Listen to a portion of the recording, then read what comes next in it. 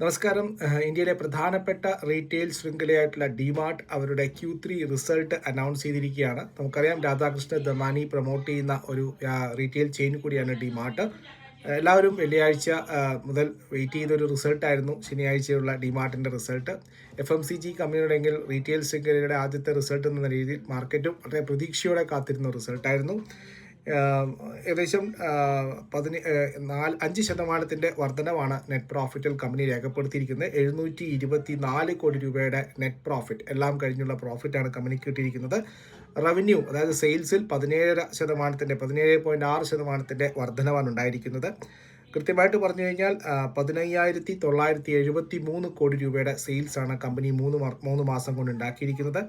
ഇത് കഴിഞ്ഞ വർഷത്തെ ക്വാർട്ടറുമായിട്ട് കമ്പയർ ചെയ്യുന്ന സമയത്ത് കൂടുതലാണ്. 17.6% വർധനവാണ്. കഴിഞ്ഞ വർഷം ഇതേ സമയം 13,572 കോടി രൂപയായിരുന്നു. അതേസമയം പ്രോഫിറ്റ് നോക്കിക്കഴിഞ്ഞാൽ പ്രോഫിറ്റിൽ കമ്പനിയുടെ ഇബിറ്റ 7.6% ആണ് ഇബിറ്റ മാർജിൻ ഉള്ളത്. കഴിഞ്ഞ വർഷം അത് 8.3% അവിടുന്ന് ഇബിറ്റ മാർജിൻ കുറഞ്ഞിട്ടുണ്ട്. പ്രോഫിറ്റ് ആഫ്റ്റർ ടാക്സ് നോക്കിക്കഴിഞ്ഞാൽ മാർജിൻ്റെ കുറവുണ്ട്. 5.5% പാറ്റ് മാർജിൻ ഉണ്ടായിരുന്നത് 5% കുറയുകയാണ് ചെയ്തിരിക്കുന്നത്. അതേസമയം ടോട്ടൽ എക്സ്പെൻസ് നോക്കിക്കഴിഞ്ഞാൽ 12,656 കോടി രൂപ ഉണ്ടായിരുന്ന എക്സ്പെൻസ് കൂടിയിട്ട് ഇപ്രാവശ്യം 15,001 കോടി രൂപയുടെ 15,000 കോടി രൂപയുടെ എക്സ്പെൻസ് ആണ് കമ്പനിക്ക് വന്നിരിക്കുന്നത്. രണ്ട് പ്രധാനപ്പെട്ട ചേഞ്ചസ് ആണ് വരുന്നത്. CEO പൊസിഷനിൽ ഇപ്പോഴുള്ള നാവ്ലെ നറോണ അദ്ദേഹം തുടരുന്നില്ല. അദ്ദേഹത്തിൻ്റെ കാലാവധി ജനുവരി 26 മുതൽ അവസാനിക്കുകയാണ്.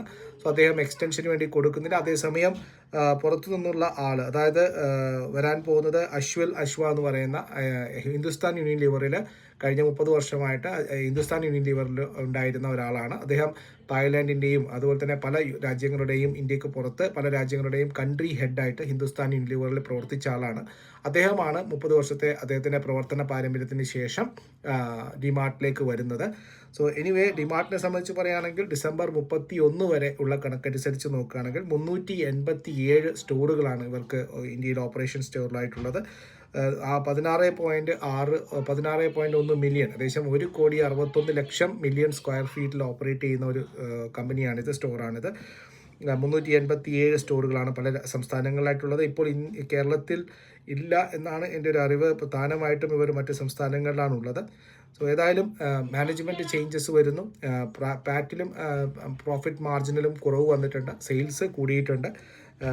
അവർ മറ്റൊന്ന് കാണിച്ചത് പിക്കപ്പ് പോയിന്റുകൾ, അതായത് ആളുകൾ വന്ന് സെലക്ട് ചെയ്ത് സാധനങ്ങൾ വാങ്ങുന്നതിനേക്കാൾ അവർ ഹോം ഡെലിവറിയിലാണ് കൂടുതൽ ബിസിനസ് നടക്കുന്നത്. അതുകൊണ്ട് തന്നെ ഹോം ഡെലിവറി ബിസിനസ് കൂടുതൽ ശക്തമാക്കാൻ കമ്പനി ശ്രമിക്കുമെന്നും മാനേജ്മെൻറ്റ് കമൻട്രിയിൽ